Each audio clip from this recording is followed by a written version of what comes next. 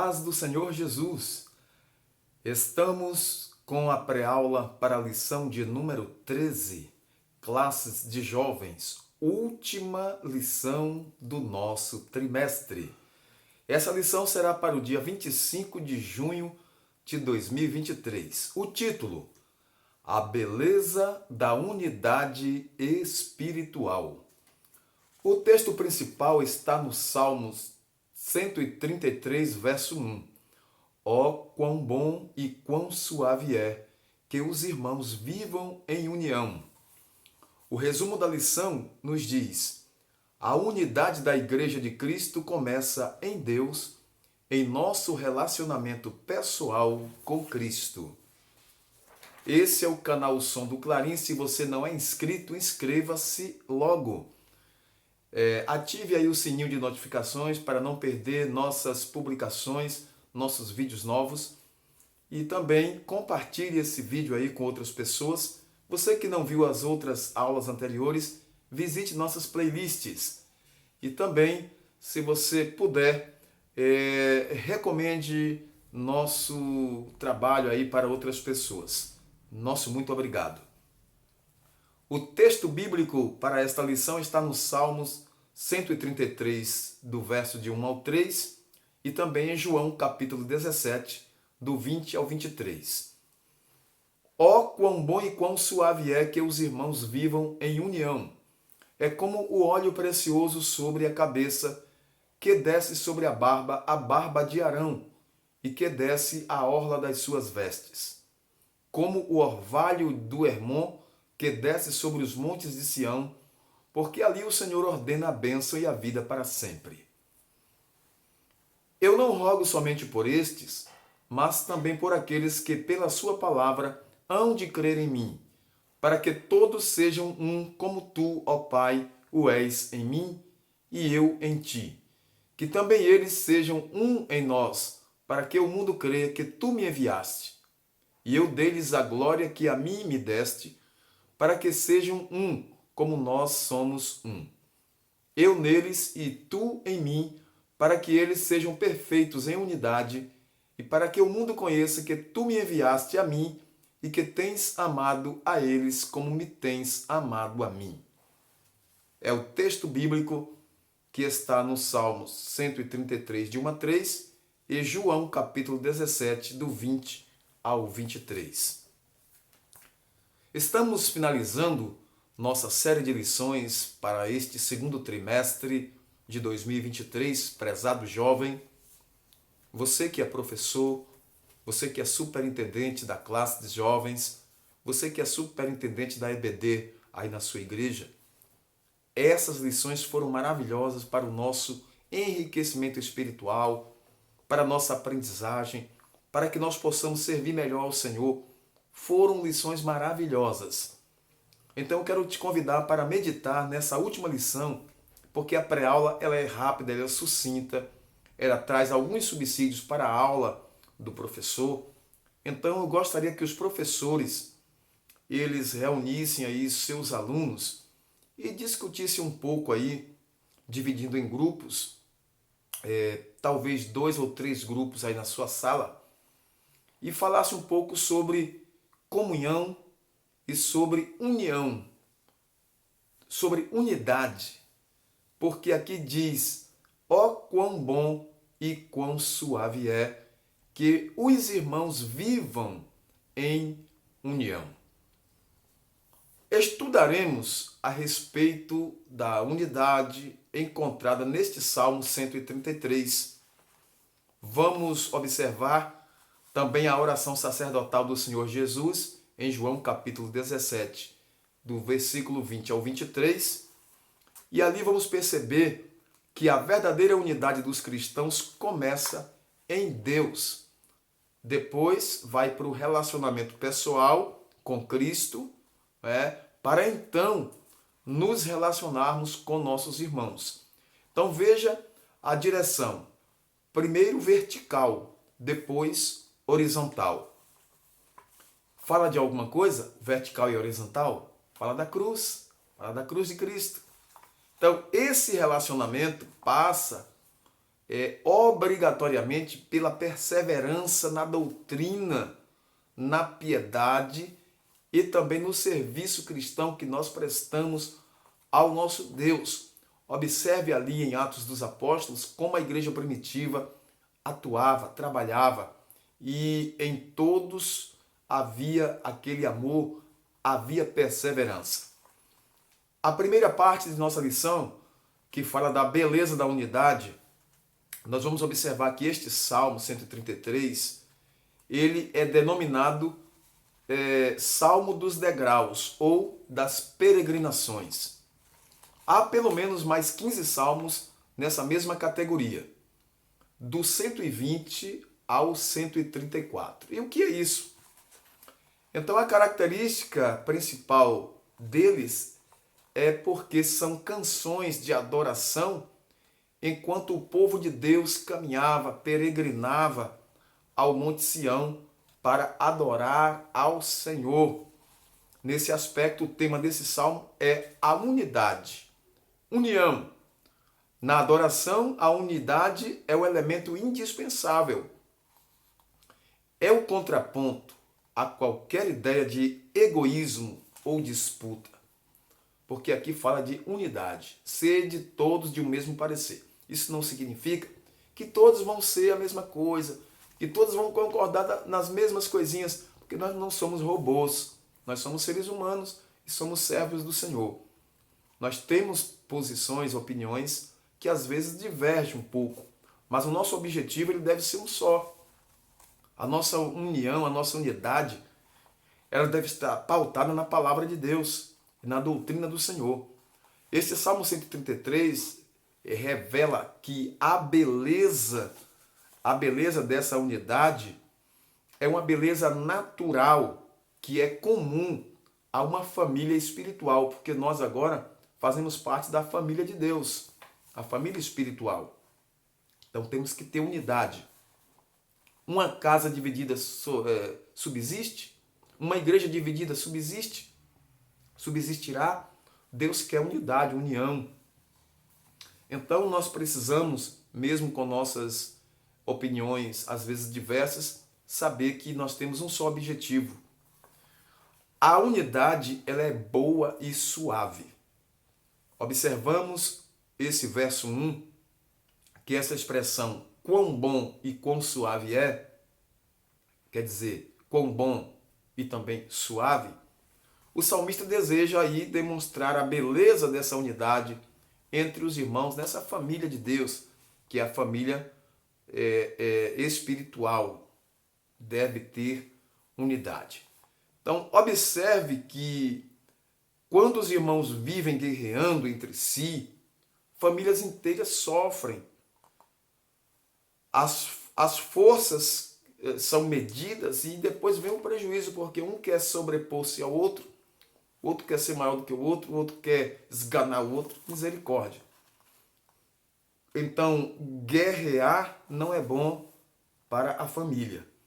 E a unidade ela é boa, suave aos olhos do Senhor.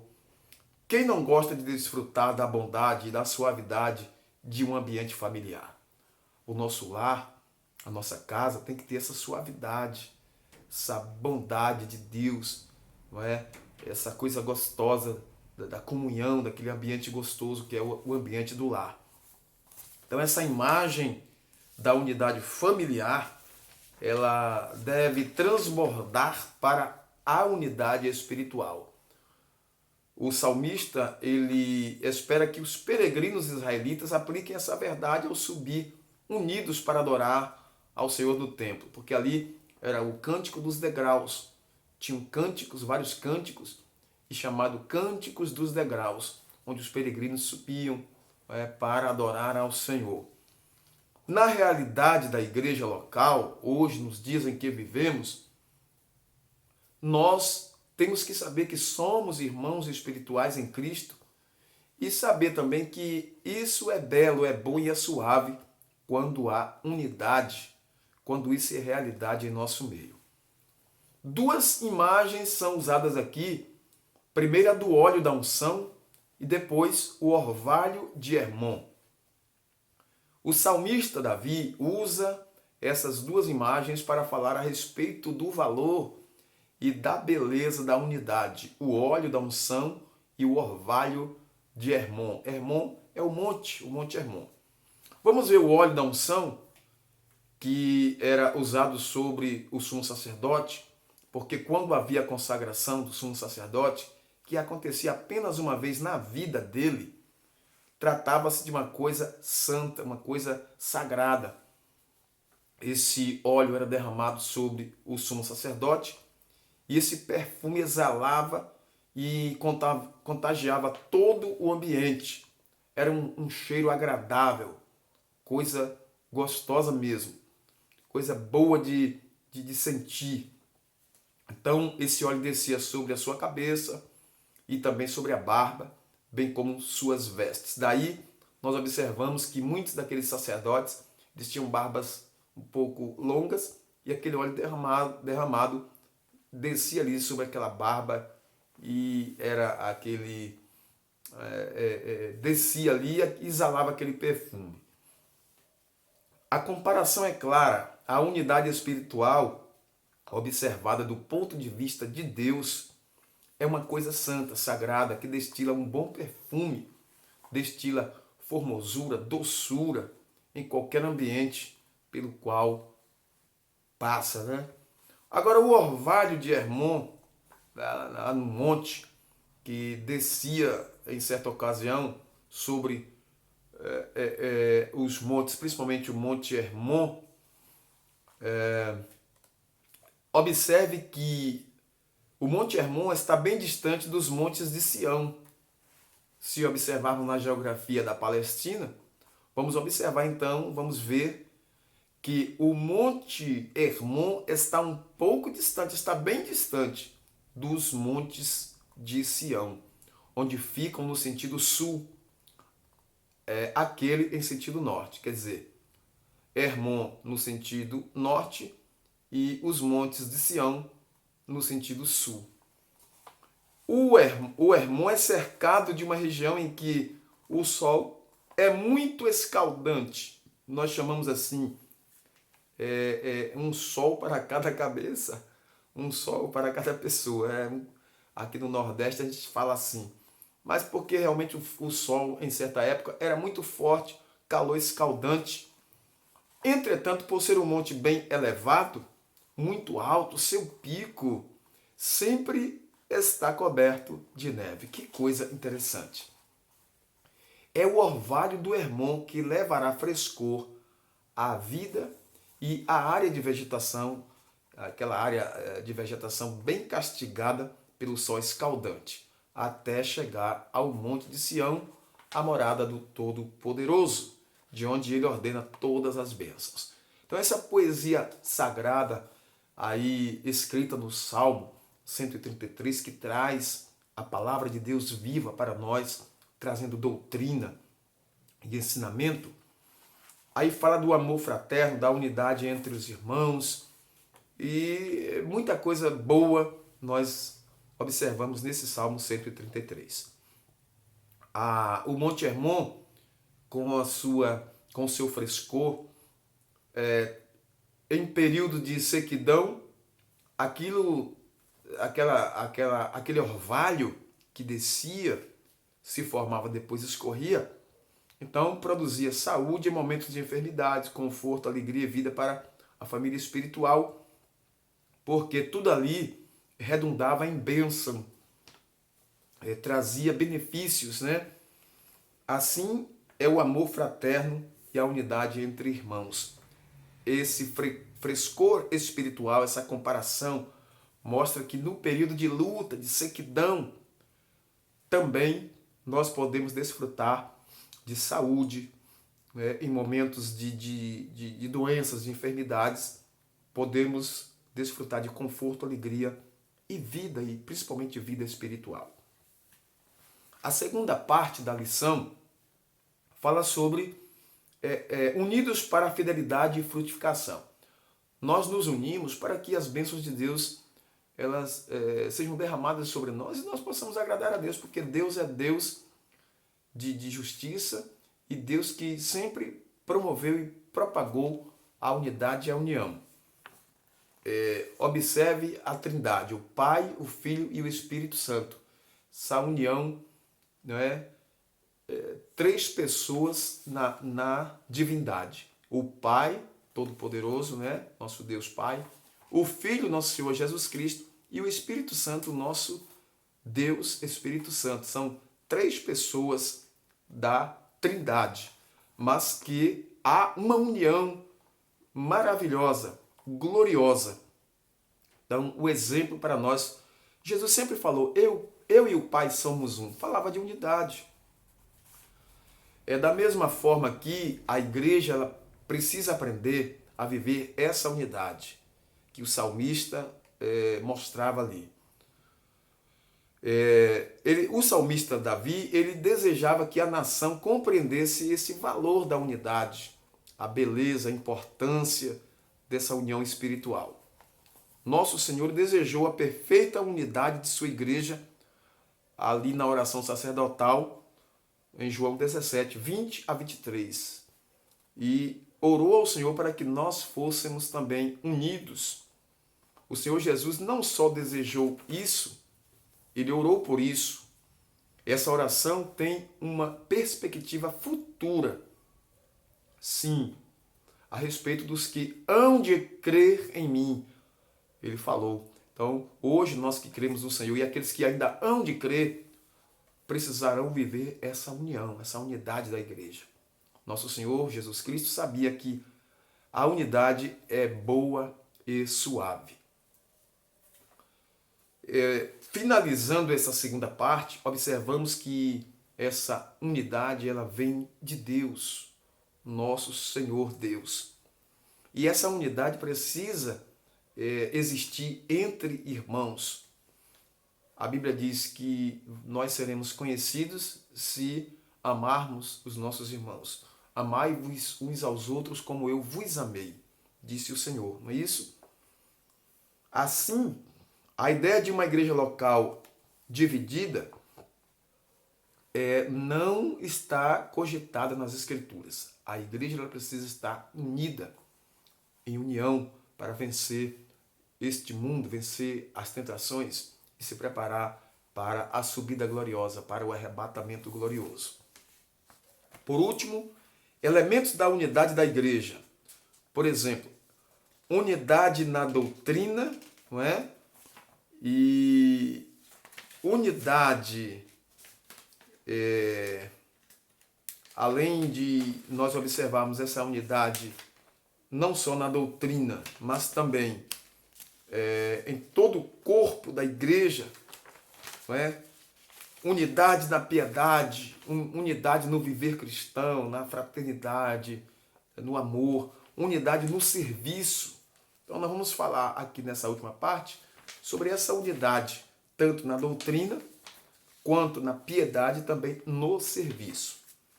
Observamos que o Novo Testamento apresenta a doutrina como elemento importante, muito importante para a unidade cristã. Atos 2,42 diz assim, e perseveravam na doutrina dos apóstolos. A doutrina aqui é ensino, é o ensino que Jesus passou para os discípulos e a igreja agora estava observando. E quando, por ocasião de sua aparição aos apóstolos durante os 40 dias, após ter ressuscitado, Atos 1, 3, observamos que todo esse ensino foi transmitido aos apóstolos e estes transmitiram à igreja. Observe Efésios 2 e 20, que Paulo vai falar um pouco sobre isso. Então, a doutrina, ela precisa ser ministrada, ensinada, o ensino deve ser ministrado na igreja e deve haver unidade acerca da doutrina. Nós não podemos divergir acerca de doutrina. A nossa doutrina é uma só. O nosso ensinamento é um só. Nós não podemos divergir, contender, combater certo tipo de ensinamento que vem... a sã doutrina, nós não podemos combater a própria sã doutrina. Agora, ensinamentos heréticos, ensinamentos errôneos contra a palavra de Deus, sim, aí deve-se rechaçar, deve-se combater. Mas a palavra de Deus como doutrina sadia, então deve haver unidade quanto a essa doutrina. Unidade da piedade. Não basta apenas conhecer a doutrina correta, mas é preciso viver essa doutrina de Cristo, esse ensinamento do Senhor. O cristianismo bíblico tem como base uma pessoa, quem? Nosso Senhor e Salvador Jesus Cristo. Ele foi crucificado, morto, mas ressuscitou ao terceiro dia e está vivo, está voltando para levar a sua igreja. Jesus está voltando a qualquer instante. Então é preciso ficar vigilante, é preciso haver união, unidade, para nós não nos dividirmos e combatermos entre nós mesmos. Quando exercemos a piedade por meio das disciplinas da oração, do jejum, da leitura devocional da Bíblia, das presenças regulares aos nossos cultos, nossas reuniões de oração na igreja, estamos então desenvolvendo um relacionamento pessoal com o Senhor Jesus. Tanto o nosso relacionamento íntimo com Deus no nosso lar, na nossa casa, onde nós estivermos, quanto também conjuntamente com os irmãos, congregando juntamente com os nossos irmãos. Então, unidade na doutrina, unidade na piedade, e agora, vamos ver, unidade no serviço. Precisamos ser unidos no serviço que prestamos ao Senhor. A partilha dos bens para suprir a necessidade de uma pessoa, como resultado da compreensão do conteúdo que foi transmitido pelos apóstolos, do amor despertado pelo relacionamento com o Senhor, foi a marca da igreja primitiva, e nós observamos isso em Atos capítulo 2, versículo 44. É uma bênção quando há unidade entre os cristãos com a finalidade de suprir necessidades dos nossos irmãos, necessidades dos mais carentes, dos mais pobres, daqueles que são necessitados realmente. Então, certamente você deve conhecer alguém em sua igreja que precise de uma mão estendida. Assim, você jovem, você minha jovem, foi chamado para servir, não só servir aí na igreja a causa do evangelho, mas também servindo ao Senhor na igreja, ajudar as pessoas carentes, as pessoas necessitadas. Jesus ensinou a amar, ordenou pregar o evangelho, mas também ensinou a estender a mão para ajudar o necessitado. Pensemos da mesma forma. Amemos a doutrina, amemos ao Senhor Jesus e a sua palavra, sejamos um na piedade e também sejamos um só também no servir ao Senhor. Que haja unidade no serviço a Deus, ou seja, que nós sirvamos ao Senhor em unidade. A todos o nosso muito obrigado pela atenção, muito obrigado aí pelo tempo que você dispensou para nos ouvir através dessa humilde pré-aula. Nós agradecemos aí a sua participação, sua audiência. Coloque aí embaixo nos comentários o que é que você está achando. Tem alguma sugestão? Coloque aí embaixo. Que Deus nos abençoe em Cristo Jesus, que a palavra de Deus habite abundantemente em nossos corações e que nós sejamos unidos em Cristo Jesus, porque a palavra de Deus nos diz: ó, quão bom e quão suave é que os irmãos vivam em união. A todos, nosso muito obrigado e até na próxima pré-aula, se Deus nos permitir. Fiquem com Deus.